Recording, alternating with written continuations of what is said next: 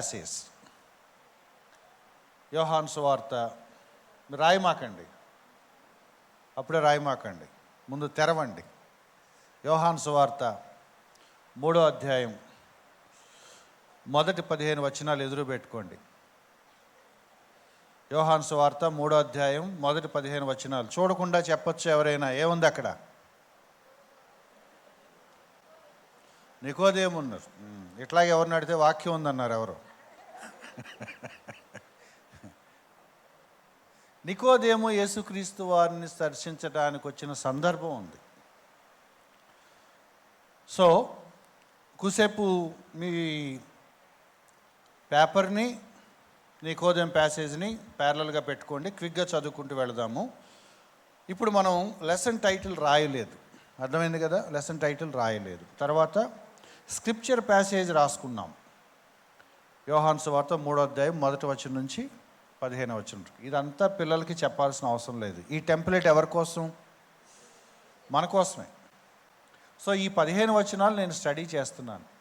అది నేను పెట్టుకున్న ఇది ఆబ్జెక్టివ్. ఏంటి ఆబ్జెక్టివ్ అంటే గురి, లక్ష్యం. ఏంటి లక్ష్యం? By the end of the class, ఈ పాఠం, ఈ గంట సేపు నేను వీళ్ళకి ఈ పాఠం చెప్పి అయిపోయే సమయానికి the students will have learned, ఏమేమి నేర్చుకోవాలో నాకు ఒక క్లారిటీ ఉండాలి. సో అది కూడా నేను ఇప్పుడే రాయటం లేదు. ఎందుకు? నేను స్టడీ చేశాకే కదా ఏం నేర్పించాలో నేను నిర్ణయించుకునేది. కాబట్టి 2 విషయాలు వదిలేస్తున్నాం మనం. ఏంటది? టైటిల్, ఆబ్జెక్టివ్ ఒకటి వదిలేస్తున్నాం. ఎందుకంటే ఆ ప్యాసేజ్లోంచి ఏ ఆబ్జెక్టివ్ వస్తుందో మనకి క్లారిటీ వచ్చాక అది నేర్పించాలనే గురి మనం పెట్టుకుంటాం, అంతే కదా? కాబట్టి ఈ పాయింట్ గుర్తుపెట్టుకోండి. వాక్య భాగంలోంచి ఏ ట్రూత్ నాకు దొరుకుతుందో అది నేను బోధిస్తాను, కానీ ఏది చెప్పాలనుకుంటున్నానో దానికోసం నేను బైబిల్ ఎత్తుక్కోను. మీకు అర్థమవుతుందిగా? ఈ పిల్లోడు ఈ మధ్య బాగా అలరి చేస్తున్నాడు. వాడి నోరు కంట్రోల్ చేయటానికి నేను ఇవాళ ఏం చేయాలి? ఎఫ్ఎస్సి పత్రిక తీసుకుంటా అని అనమాకండి. మీకు అర్థమైంది కదా? అంటే మన ఉద్దేశాల కోసం వాక్యం మనం ఎత్తుకోవట్లా, అది తప్పు. వాక్యం చదువుకొని అందులో ఏ సత్యం ఉందో అది నేర్పిస్తుంది. వాక్యం నుంచి సత్యం వస్తుంది, కానీ నా అభిప్రాయంలోంచి వాక్యాన్ని బలవంతంగా నేను పెట్టి ఒకటి ఏదో చెప్పాలని చూడకూడదు. సో అందుకనే మెయిన్ టైటిల్ నేను రాయట్లేదు, ఆబ్జెక్టివ్ కూడా నేను ఇంకా రాయలేదు. ఎందుకంటే ఈ ప్యాసేజ్ నేను స్టడీ చేశాకే కదా నా ఆబ్జెక్టివ్ నాకు దొరికేది. కాబట్టి ఆ 2 బ్లాంక్ ఉంచాను. 1, తెలుసుకోవాలి. ఏమేమి తెలుసుకోవాలి? ఆ ప్యాసేజ్లో ఉన్న బిబ్లికల్ ఫ్యాక్ట్స్ తెలుసుకోవాలి. ఉదాహరణకి మనం లోతుగా వెళ్ళవసరం లేదు. యోహాను సువార్త 3వ అధ్యాయం మొదటి 15 వచనాల్లో నికోదేము యేసుక్రీస్తు వారి సంభాషణ దేని గురించి? బోర్న్ అగైన్ గురించి, న్యూ బర్త్ గురించి. ఏమేమి మనం ఇలా అందాం, ఏం ఫ్యాక్ట్ తెలుస్తుంది, లేదా ఏం డాక్ట్రిన్ తెలుస్తుంది, లేదా ఇలా చదవండి దాన్ని. Biblical fact are doctrine they should understand. వాళ్ళు తెలుసుకోవాల్సిన ఒక ఇంపార్టెంట్ ట్రూత్ ఏంటి? యోహాను సువార్త 3వ అధ్యాయం 15 వచనాల్లో వాళ్ళు తెలుసుకోవాల్సిన ట్రూత్ ఏంటి? వాళ్ళు కొత్తగా తిరిగి జన్మించాలి. They should be born again. They should know what it is to be born again. New birth అంటే ఏంటో వాళ్ళకి తెలియాలి. న్యూ బర్త్ అనే కొత్త జన్మ అనే ఒక సత్యం బైబిల్ చెప్తుంది, ఇది వాళ్ళకి తెలియాలి. సో ఒకటి నాకు క్లారిటీ ఉంది. ఏమేమి రాయొచ్చు అందులో? నేను ఊరిని మీకు గుర్తు చేస్తాను, మన టైం లేదు కాబట్టి. దాన్ని నీటి మూలముగా అన్నారు, ఆత్మ మూలముగా అన్నారు, పైనుండి జన్మించటం అన్నారు. గాలి ఎలా విసిరి ఎలా వెళ్ళిపోద్దో కనపడదు, కానీ గాలి విసిరింది మీకు తెలుస్తుంది అన్నారు. అంటే నువ్వు కొత్తగా జన్మించడం అనేది కనపడదు, కానీ నీలో అది మార్పును తీసుకొస్తుంది. నీలో it can be identified. So కొన్ని సంగతులు, కొన్ని పాయింట్స్ చెప్పాడు. తర్వాత ఏమేమి ఉన్నాయో పాయింట్స్ అన్నీ రాసుకుంటా వచ్చే క్రమంలో మీకు తెలుసు చివరికి వచ్చేటప్పటికి నికోదేముకి డౌట్లు వస్తున్నాయి. నికోదేముకి ఏం డౌట్లు వస్తున్నాయి? ముసలోడు మళ్ళీ వెనక్కి వెళ్ళి ఎలా పుడతాడు అంటే అతను ఫిజికల్ బర్త్ లాగా ఆలోచించాడు. యేసుక్రీస్తు వారు ఏం ఎక్స్ప్లెనేషన్ ఇస్తున్నాడు? నువ్వు శారీరక జన్మ అనుకుంటున్నావు, అది స్పిరిచువల్ అని చెప్పాడు. ఆత్మ మూలంగా జన్మించడం అని చెప్పాడు. తర్వాత అది మళ్ళీ డౌట్లు ఎక్స్ప్రెస్ చేస్తుంటే ఆయన ఏమన్నా అంటే, ఓకే నీకు ఇంకొక బెస్ట్ ఎగ్జాంపుల్ ఇస్తాను. మోషే అరణ్యంలో ఇత్తడి సర్పాన్ని అలా లిఫ్టప్ చేశాడో అలా ఒకరోజు మనిషి కుమారుడు కూడా శిలువ మీద వేలాడుతాడు. Then you will one day recognize what I'm saying అని చెప్పాడు. ఓకే అంటే అర్థమయ్యి అర్థం కానట్టుగా నికోదేము హోల్డ్లో ఉన్నాడు. ఏమేం పాయింట్స్ వచ్చినాయి అంటే, క్రొత్త జన్మ గురించి వచ్చింది, మధ్యలో చోట ఆత్మూలంగా జన్మించిన వాడు ఎలా బిహేవ్ చేస్తాడో వచ్చింది, ఇత్తడి సర్పం ప్రస్తావన వచ్చింది, మనిషి కుమారుడు కూడా ఎత్తబడి చనిపోతాడనే ఒక ప్రస్తావన కూడా వచ్చింది. చివరికి వచ్చేటప్పటికి 15 వచనం ఏమన్నాడంటే, విశ్వాసం ఉంచితే నిత్యజీవం పొందుతారనే సంగతి కూడా ఆయన చెప్పాడు. సో ఏమేమి ఇంపార్టెంట్ రూట్స్ ఉన్నాయో మనం లిస్ట్ అవుట్ చేసుకుంటూ వెళితే, నేను ఊరికినే ఒక 1 2 3 4 6 వేసాను. అది 2 అవ్వచ్చు, 3 అవ్వచ్చు, 10 అవ్వచ్చు. ఆ ప్యాసేజ్లో మీకు దొరికే ఇంపార్టెంట్ రూట్స్ ఫైండ్ అవుట్ చేసి లిస్ట్ అవుట్ చేసుకుంటాం. Then understand. మీరు చెప్పండి, ఈ ప్యాసేజ్లో ఇబ్బందికరమైన స్టేట్మెంట్స్ ఏంటి? అంటే అర్థం చేసుకోవటం పిల్లలకి కష్టంగా అనిపించే స్టేట్మెంట్స్. జన్మించడం ఎట్లా, ఏది ఫిజికల్ కాదు అన్నప్పుడు దాన్ని ఎలా అర్థం చేసుకోవాలి? ఈ ఇత్తడి సర్పం స్టోరీ ఏంటి, అదొక కన్ఫ్యూజన్ ఉంటుంది.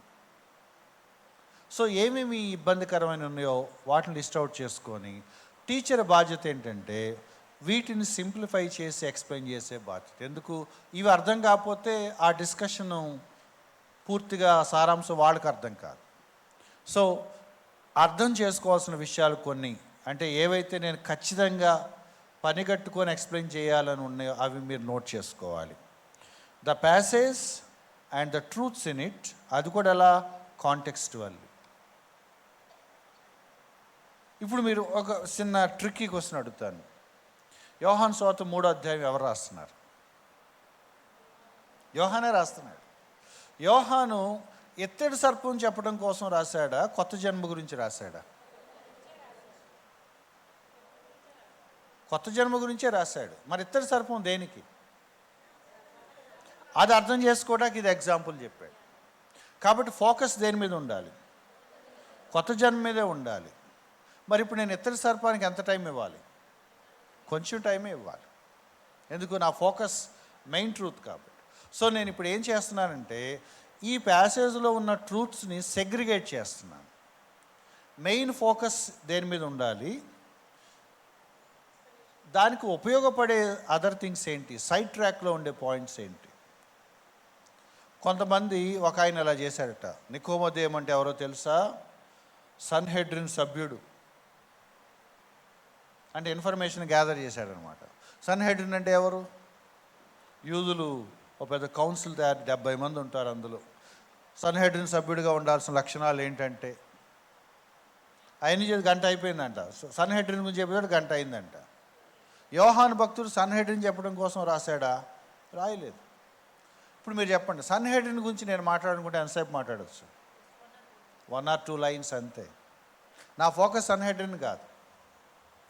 క్లాస్ అయ్యాక ఎవరైనా సన్హెడ్రిన్ అన్నారు ఏంటి టీచర్ అని అంటే అప్పుడు ఏదైనా ఎక్స్ప్లెయిన్ చేయి. బట్ క్లాస్లో నా గోల్ అది కాదు. నా గోల్ ఏంటంటే, నాకు ఒక ఆబ్జెక్టివ్ ఉంది. యోహాను ఎందుకు రాస్తున్నాడు? యేసుక్రీస్తు వారు నికోదేము డిస్కషన్ అక్కడ రికార్డ్ చేయటంలో పర్పస్ ఏంటంటే, మీరు కూడా కొత్తగా జన్మించాలని చెప్పడం కోసం యోహాను అది రాస్తున్నాడు. సో ఆ ట్రూత్ని కాంటెక్స్చువల్గానే తీసుకోవాలి. మూడోది రెస్పాండ్. ఏంటి రెస్పాండ్ అంటే, ప్రాక్టికల్గా నేనేం చేయాలంటే, నేను కూడా ఇప్పుడు తిరిగి జన్మించాలి. అంటే నా గోల్ ఏంటంటే, నేను తిరిగి జన్మించాలంటే ఏం చేయాలి అని ఎవరైనా ఒక స్టూడెంట్ అడిగితే నా దగ్గర ఏముండాలి? ఆన్సర్ ఉండాలి. ఆన్సర్ కూడా ఎక్కడి నుంచి రావాలి? ఈ ప్యాసేజ్లోంచే రావాలి, ఈ 15 వచనాల్లోంచే రావాలి. నాకు ఇప్పుడు 2 గోల్స్ ఉన్నాయి, లేదా 3 గోల్స్ ఉన్నాయి. నేను స్పీడప్ చేస్తున్నాను. 3 గోల్స్ ఉన్నాయి నాకు ఇప్పుడు, లేదా 3 ఆబ్జెక్టివ్స్ ఉన్నాయి. ఒకటి, క్రొత్త జన్మ అంటే ఏంటో వాళ్ళకి చెప్పాలి. క్రొత్త జన్మ ఎలా పొందాలో నేను చెప్పాలి. నేను కూడా క్రొత్త జన్మ పొందాలని అనే ఒక చిన్న డిజైరు ఎవరికి రావాలి? స్టూడెంట్కి రావాలి. ఈ 3 ప్రయోజనాలు నేను సాధించలేదనుకోండి, నేను ఏదేదో చెప్తున్నాను అనమాట. లేదా ఉల్టా చెప్పాలంటే, ఈ 3 ప్రయోజనాలు సాధించడం కోసమే నేను పాఠం చెప్తున్నాను. వెనక్కొద్దాం. ఎక్కడికి? పైన objective by the end of the lesson. ఈరోజు ఈ పాఠం అయ్యేలోపు నా స్టూడెంట్స్ ఎన్ని విషయాలు తెలుసుకోవాలి? 3 విషయాలు తెలుసుకోవాలి. 1, కొత్త జన్మ అంటే ఏంటి? 2, ఎలా కొత్తగా జన్మించాలి? 3, నేనేం చేయాలి? ఈ 3 ఆబ్జెక్టివ్స్, ఈ 3 లక్ష్యాలు ఈరోజు నేను నా పాఠం ద్వారా సాధించాలి. ఆ 3టికి ఆన్సర్స్ వచ్చేలాగా నేను పాఠం చెప్పుకుంటూ వెళ్ళాలి. అంటే మీ గోల్ ఏంటంటే, అడుగడుగున కొత్త జన్మ అంటే ఏంట్రా అని మధ్యలో మీరు ఆయన అడుగుతూ ఉండాలి. కొత్త జన్మ పొందాలంటే ఏం చేయాలి? వాడి దగ్గర ఆన్సర్ రిపీట్ చేస్తూ ఉండాలి. ఎందుకు? ఆ ఆన్సర్ వాడి మైండ్లో రిజిస్టర్ చేయటమే మన టార్గెట్. వాడు ఇప్పుడే మానవం పొందుతాడా లేదా కాదు నా పాయింట్. అరే, కొత్తగా తిరిగి జన్మించాలంటే ఏంట్రా అంటే, వాడు పొందినా పొందకపోయినా యోహాను సువార్త 3వ అధ్యాయంలో ఆన్సరు ఉంది. 3వ అధ్యాయం 15 వచనం ఒకసారి చూస్తారా క్విక్గా? యోహాను సువార్త 3వ అధ్యాయం 15 వచనం.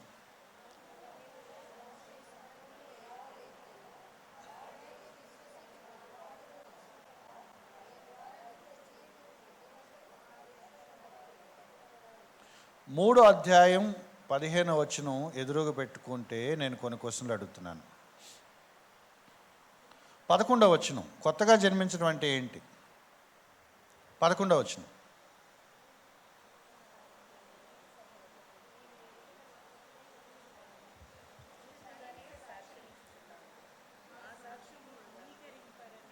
వచనం.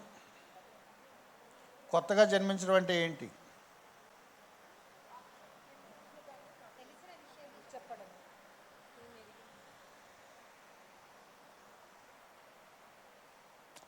ఓకే, ఎక్కడ ఏమన్నారు? ప్రభువుని అంగీకరించటం. సింప్లిఫై చేయండి. కొత్తగా జన్మించాలంటే ఏం చేయాలి? నమ్మాలి, అంగీకరించాలి. ఇంకో కొంచెం లోపలికి వెళ్తాను, అక్కడక్కడే ఉన్నాయి ఆన్సర్స్. 12వ వచనం ఏముంది? నమ్మాలి, విశ్వసించాలి. 13 చూడండి. 13 ఏముంది? 13 ఎవరైనా చదువుతారా?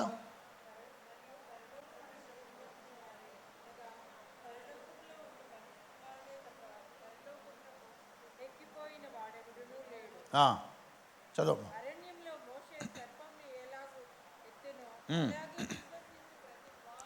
ఏం చేయాలి? విశ్వసించాలి. ఎవరిలో? క్రీస్తు అని ఉందా అక్కడ? ప్రభు అని ఉందా అక్కడ? మనిషి కుమారుడు. ఎక్కడికి వెళ్ళొద్దు మీరు చెప్పిన ఆన్సర్లు కరెక్టే. ప్రభువే, యేసుక్రీస్తే. నేను ఎందుకు మనిషి కుమారుడు అంటున్నానంటే, వాళ్ళు ఎక్కడికి రావాలి? ఆ టెక్స్ట్లోకి రావాలి. ఇక్కడే ఉందిగా అని వాళ్ళు అనుకోవాలి, ఇక్కడ ఉన్నదే చెప్తున్నా అనుకోవాలి. అందుకే పదం మార్చడానికి కూడా నాకు ఇబ్బంది. మనిషి కుమారుడు అంటే యేసుక్రీస్తు వారే కాబట్టి ఆ మాట చెప్పండి అంటే నా తాపత్రయం ఏంటంటే, ఆన్సర్ వాళ్ళు ఎక్కడ ఎత్తుక్కోవాలి? అక్కడే ఎత్తుక్కోవాలి. అంటే మీతో పాటు టెక్స్ట్ను వాళ్ళు కూడా భూతద్దం పట్టుకొని చూడాలి. టీచర్ ఇక్కడ వేరేది ఉంది అన్నాడంటే ఆ రోజు మన చాప్టర్ అయిపోయింది. అంటే వీఆర్ వర్కింగ్ టుగెదర్. అంటే కొత్తగా జన్మించాలంటే నేను ఏం చేయాలని ఏవైతే నేను చెప్తున్నానో అవన్నీ లేఖనంలోంచి తీసుకొచ్చి నేను చూపిస్తున్నానని వాళ్ళు కన్విన్స్ అయితే వాళ్ళు ఆ వచనం పట్టుకొని కూర్చుంటారు. అది చూపించటానికి మనం అక్కడక్కడే కీవర్డ్స్ ఎత్తుక్కుంటున్నాం. ఓకే, విశ్వసించాలి. ఎవరిని? మనిషి కుమారుణ్ణి. ఏమవుద్ది మనిషి కుమారుని విశ్వసిస్తే? ఇంకొక మాట, ఏ మనిషి కుమారుడు? పరలోకం దిగొచ్చిన మనిషి కుమారుడు. ఇంకా ఏ మనిషి కుమారుడు? ఎక్కిపోయిన మనిషి కుమారుడు. ఇంకా ఏ మనిషి కుమారుడు? దిగొచ్చినాడు అయిపోయింది, ఎక్కినవాడు కూడా అయిపోయింది. ఇంకొకడుంది,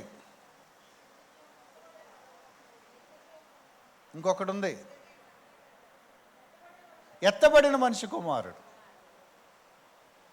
దిగి రావటం అంటే అర్థం ఏంటి?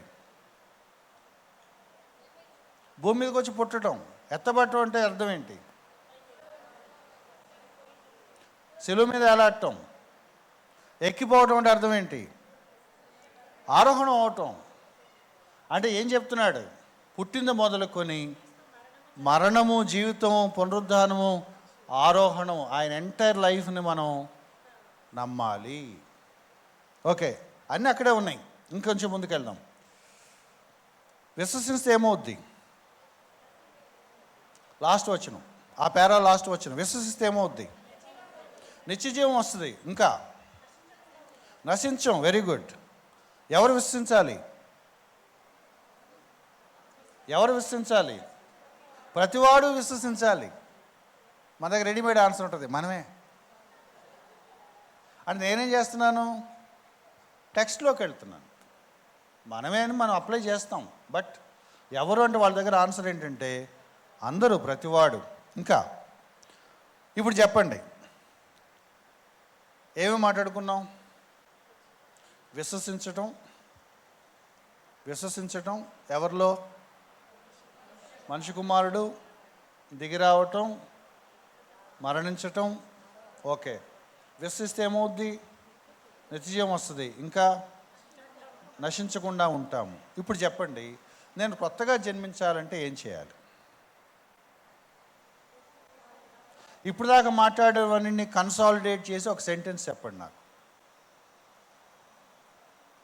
నేను కొత్తగా తిరిగి జన్మించాలంటే ఏం చేయాలి?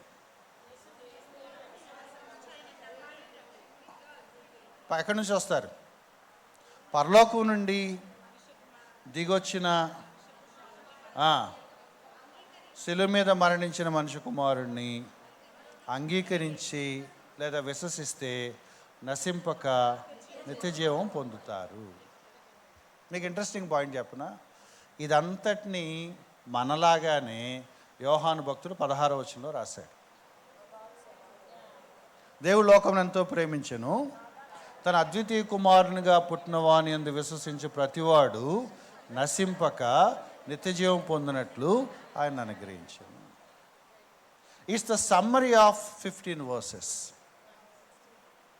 మీరు 15 వచనాలు చక్కగా స్టోరీ లాగానో, ఇంట్రెస్టింగ్గానో, బొమ్మలు చూపించో, యాక్షన్ చూపించో, స్లైడ్స్ చూపించో, మీరు ఏదో టూల్స్ వాడికి కాన్సెప్ట్ అర్థమయ్యాక నౌ రీడ్ 16 verse అని అంటే యోహాను 3:16 వాడికి లైవ్లీగా అర్థమవుతుంది. మరి ఏమని ప్రార్థన చేయాలో మనం అంటే మీరు చెప్పవసరం లేదు, వాడే చెప్తాడు. ఏం చేయాలో వాడే ఎందుకంటే ఆ ట్రూత్ వాడిని సింపుల్ వర్డ్స్లో వాడికి పట్టుకోగలిగాడు. సో మన పాయింట్ ఏంటంటే మనం ప్రసంగం చేయట్లా. మనం ఏం చేస్తున్నాము? వాళ్ళతో ఇంటరాక్ట్ అవుతూ ఏ ప్యాసేజ్ అయితే నేర్పిద్దాం అనుకుంటున్నామో ఆ ప్యాసేజ్ సింపుల్ వర్డ్స్లో నరేట్ చేస్తున్నాము. మనకు ఒక గోల్ ఉంది. ఆ ప్యాసేజ్ చెప్తున్న ప్రధానమైన సత్యాన్ని వాళ్ళకు అర్థమయ్యేలా చెప్పడం కోసం ఈ డిస్కషన్ తీసుకెళ్తాం. ఇప్పుడు రాయండి, ఆబ్జెక్టివ్ దగ్గర రాయండి. ఏమని రాస్తారు? By the end of the lesson students will, తెలుగులో రాయండి లేదా ఇంగ్లీష్ రాయండి, మీ ఇష్టం. ఏమి నేర్పించాలి, వాళ్ళు ఏమి నేర్చుకోవాలి, వాళ్ళు లాస్ట్కి ఏమని రెస్పాండ్ అవ్వాలి, 3 రాసుకోవాలి. మీరు 3 2 మీరు రాసుకోవాలి. నేను యోహాను సువార్త 3వ అధ్యాయం 15 మొదటి 15 వచనాలు ఎక్స్ప్లెయిన్ చేయాలి, దట్ ఈస్ మై గోల్ అని రాయొద్దు. వేగ్గా రాయొద్దు. వేగ్ హెడ్డింగ్ వద్దు. నేనేం చెప్పాలి, వాళ్ళు ఏమి నేర్చుకోవాలి, అది నేర్చుకుంటం ద్వారా వాళ్ళు ఏ విధమైన నిర్ణయం తీసుకోవాలని నువ్వు అనుకుంటున్నావో అది నువ్వు క్లియర్గా రాయాలి. అది నీ క్లారిటీ లేదనుకో, ఇక నువ్వు నేర్పించడాకేం ఉండదు. సో నీకు గోల్ ఉంటే ఆ గోల్ వైపే ఆ డిస్కషన్ వెళ్తుంది. నీకు గోల్ లేదనుకో, ఆ డిస్కషన్ ఎటుపోద్దో నీకు కూడా తెలియదు. By the end of the lesson మనం ఇప్పుడు మాట్లాడుకున్న దాన్ని బట్టి మనకు 3 వచ్చినాయి. రాస్తున్న ఎవరైనా రాస్తారా? రాస్తే ఎవరైనా చదివి వినిపిస్తే బాగుంటుంది. చదువుతారా? యా.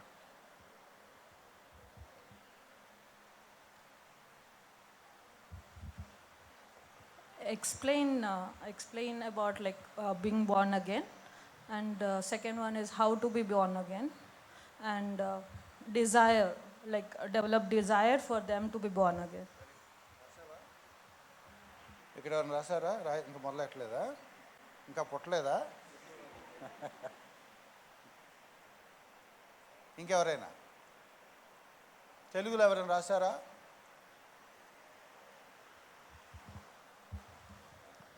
క్రొత్త జన్మం గురించి, తర్వాత ఎలా క్రొత్త జన్మం పొందుకోవాలి, స్టూడెంట్ తనంతట తాను ఆలోచించుకునే రీతిగా, స్టూడెంట్ తనంతట తను ఆలోచించుకుని నిర్ణయం తీసుకునేలాగా. Very good. ఇంకెవరైనా కొంచెం వెరైటీగా రాశారా? క్రియేటివ్గా?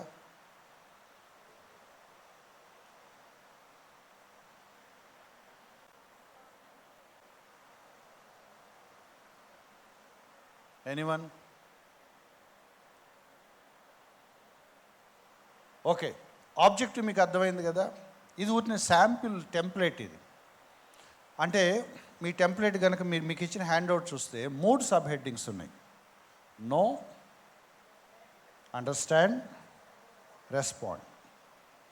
నీ స్టూడెంట్స్ ఏం తెలుసుకోవాలి, నీ స్టూడెంట్స్ ఖచ్చితంగా అర్థం చేసుకోవాల్సిన విషయాలు ఏంటి, నేర్చుకున్న తర్వాత ఏ విషయాలకు ఆ స్టూడెంట్ రెస్పాండ్ అవ్వాలని మీరు కోరుకుంటున్నారు.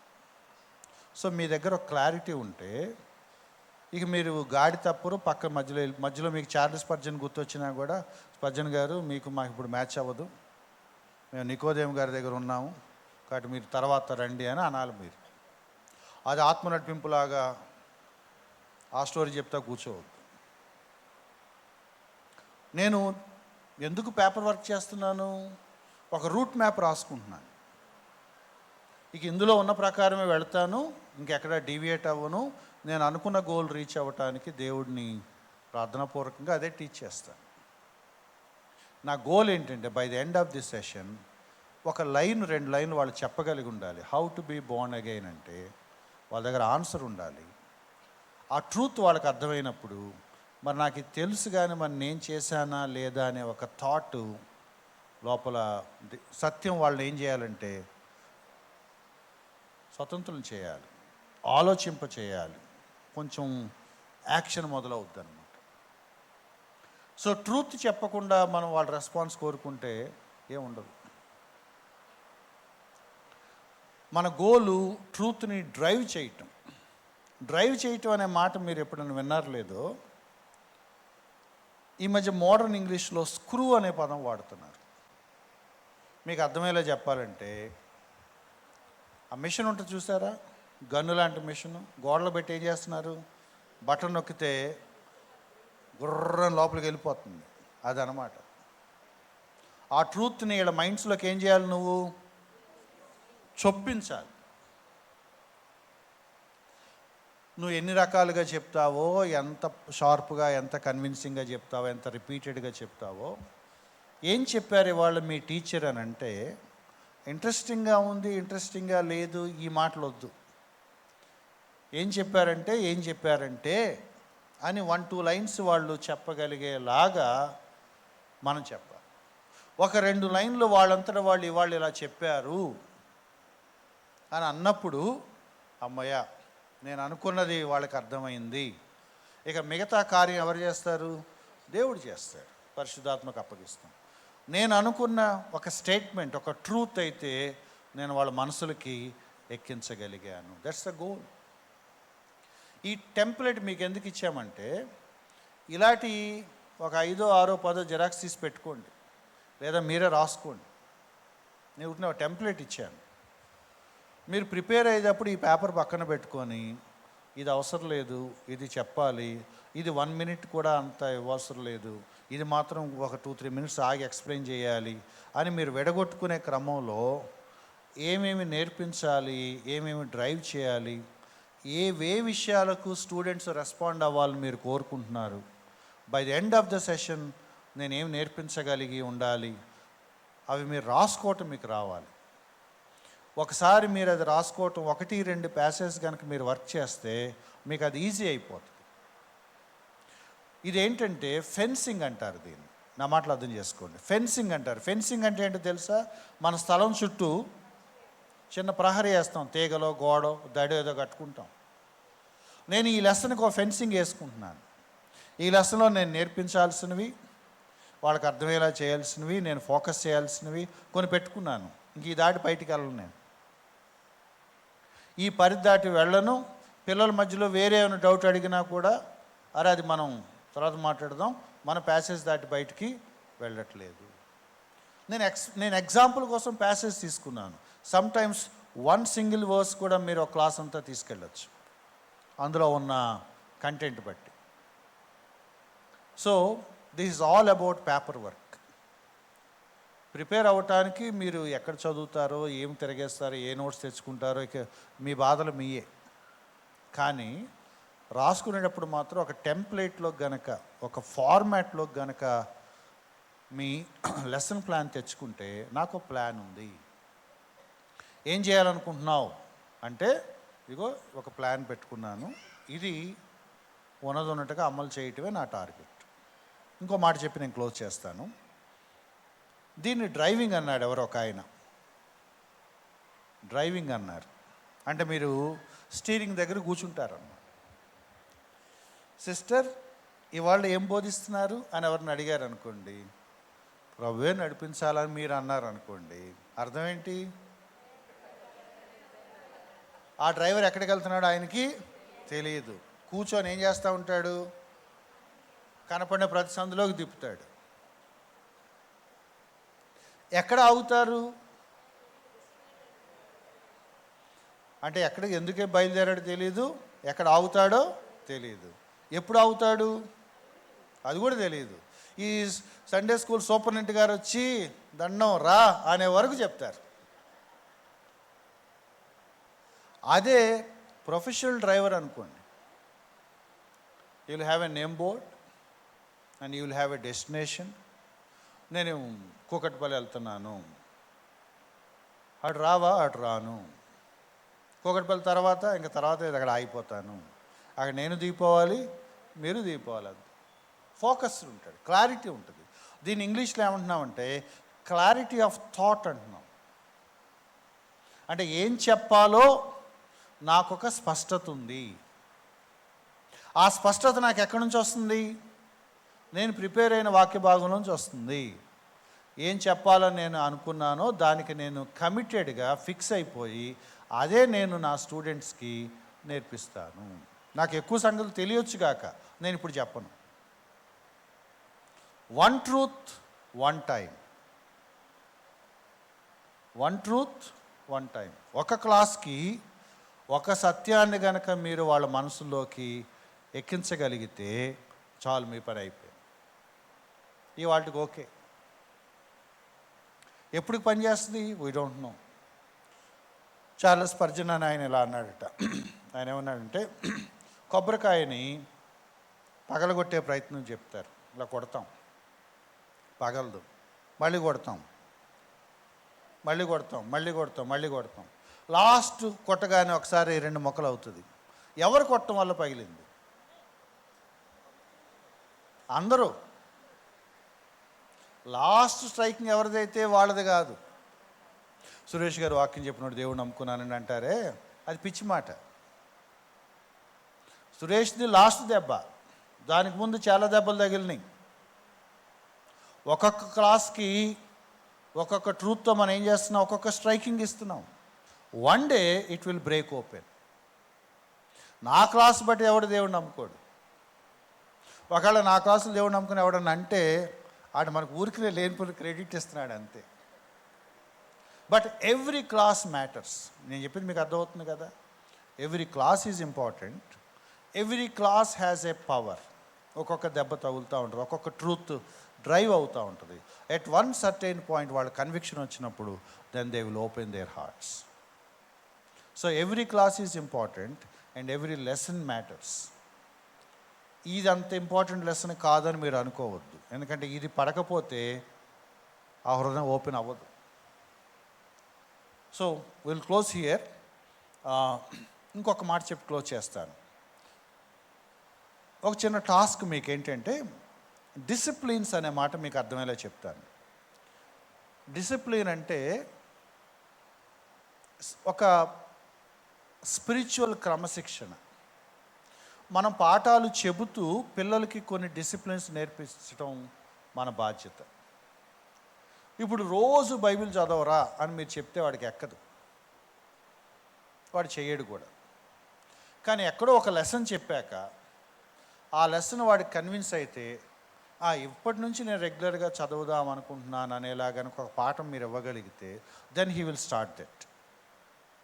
సో డిసిప్లిన్స్ చెప్పి చేయించం. ఒక్కొక్క పాఠం ఎక్స్ప్లెయిన్ చేస్తూ ఆ పాఠంలోంచి ఒక డిసిప్లిన్ తీసుకొస్తాం. ఒకరోజు ఎప్పుడో ప్రేయర్ గురించి చెప్తారు. ఇప్పుడు ఏం చేయొచ్చు మనం అంటే కనుక they will come up with some ideas. Okay, నువ్వు ఇలా అన్నావు కదా, ఇవాళ నుంచి నువ్వే ఈ పని చేయి. రోజుకి ఒక 5 minutes ప్రేయర్ చేసుకుంటే బాగుంటుందేమో టీచర్ అని అన్నా అనుకో, అన్నావు కదా అక్కడ లాక్ వేసేస్తాను నేను, నువ్వే అన్నావు కదా నువ్వే చేసుకో. సో ఈ డిసిప్లైను నేను వాళ్ళ మీద రుద్దట్లేదు.